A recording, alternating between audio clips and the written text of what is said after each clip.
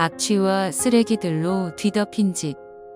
그곳에서 어른 고양이 5마리와 아기 고양이 4마리가 발견되었다. 밥도 제대로 먹지 못하고 집에 버려진 고양이들은 과연 무슨 사연이 있었던 것일까? 청주의 한 오피스텔. 최근 아파트 단지에 있는 길고양이들의 집사를 찾는다는 공고와는 대비되는 한 집이 있다. 코 조심해. 아우. 집을 들어가자마자 풍기는 악취, 바닥에 나뒹구는 쓰레기와 고양이의 배변물들. 집 안 곳곳에 붙어있는 긍정과는 정반대의 집 모습을 보이고 있다. 구조 요청 전화를 받고 아파트 오피스텔이 있는 곳으로 나갔는데 처음에 문 열자마자 바로 이제 숨도 제대로 못 쉴 만큼 악취가 가장 먼저 나더라고요. 그래서 안에 상태가 좋지 않겠구나 라는 거를 바로 느끼면서 들어갔는데 아니나 다를까 안에 환경 자체가 육안으로 봤을 때는 수개월 이상 방치가 된 것으로 그 정도로 보이는 환경이었고, 이제 볼 수 있는 모든 곳에 우선은 배설물들이라든지 그런 것들이 방치가 되어 있었고, 아이들이 마실 물이나 사료 같은 것들도 없어서 아이들이 버려진 이후로 여기서 어떻게 살아나갔을까 그런 생각을 하게 되는 그런 환경이었어요. 그리고 처음에 도착을 했을 때는 고양이가 그 안에 그 당시에 몇 마리였는지 정확히 기억이 안 나는데 6마리 정도 고양이가 있다라고 이야기를 듣고 갔는데 기척이 없고 고양이가 한 마리도 보이지가 않아서 처음에는 다른 이제 구조대나 다른 분들이 오셔서 고양이를 먼저 데리고 가셨나? 그렇게 생각이 들었던 것 같아요.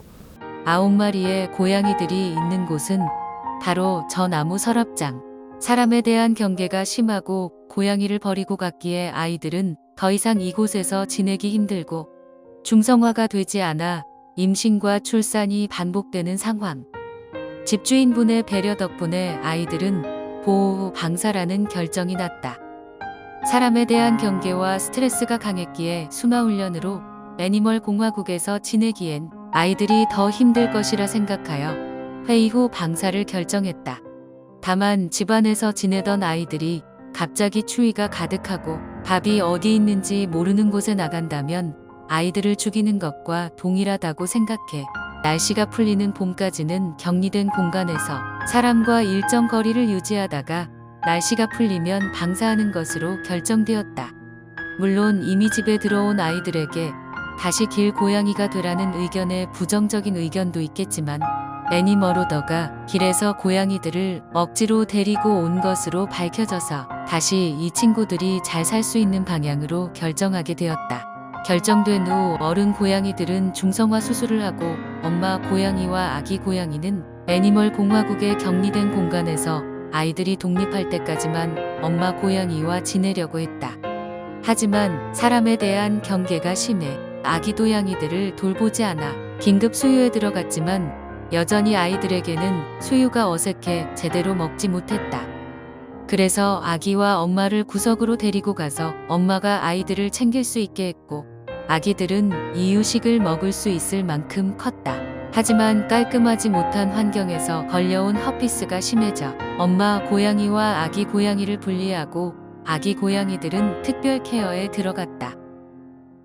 일단 엄마 고양이와 아이 고양이가 이제 그 분리를 해도 되는 시점이 이유식을 먹는 시점인데 그 시점 지나자마자 바로 좀 무리를 해서라도 분리를 시켰고 그 이후에는 이제 개별 케어가 들어갔습니다. 4마리 친구들을 하나하나 이제 밥을 각각 먹여주고 이제 코가 막혀서 밥을 잘 못 먹으니까 각각 밥을 좀 강제로라도 먹이고 하루에 한 3번에서 4번 정도 안약 투여하고 안연고 투여하고 케어를 해서 한 2주가량 케어하니까 그래도 이제 눈은 점차 뜨기 시작했는데 이제 문제는 이제 그 기간 동안 가지고 있던 염증이라든지 태어나자마자 먹지 못해서 좀 체력이 많이 떨어진 상태였기 때문에 전부 다 눈에 고름이 너무 많이 차서 이제 그게 조금 문제가 됐었습니다. 처음에는 허피스로 두 눈이 퉁퉁 부어 앞이 보이지도 냄새를 맡지도 못했으나 다행히도 점차 아이들의 허피스는 괜찮아져 지금은 스스로 밥도 먹고 뛰어놀 수 있게 되었습니다.